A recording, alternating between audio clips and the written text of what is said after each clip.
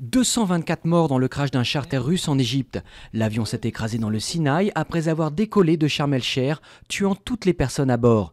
Les premiers corps ont été transférés au Caire, tandis qu'à l'aéroport de Saint-Pétersbourg, c'était le choc et la douleur pour les proches des victimes. Le groupe État islamique en Égypte a affirmé sur Twitter avoir abattu l'avion, ce que Moscou a fortement mis en doute.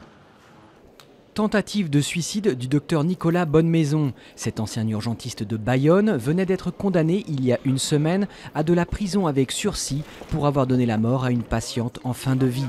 Le médecin a été retrouvé inanimé dans une voiture dans les Landes.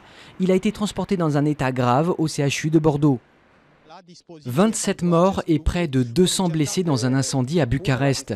Le feu a pris au cours d'un concert d'un groupe de hard rock vendredi soir dans une discothèque, provoquant une épaisse fumée et une bousculade meurtrière.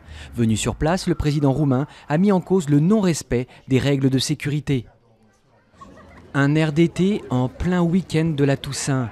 Une bonne partie de la France a profité samedi d'un temps doux et ensoleillé, en particulier en Aquitaine, où la température a frôlé les 25 degrés. Cette météo exceptionnelle a poussé certains, comme ici à Arcachon, à retrouver le chemin de la plage.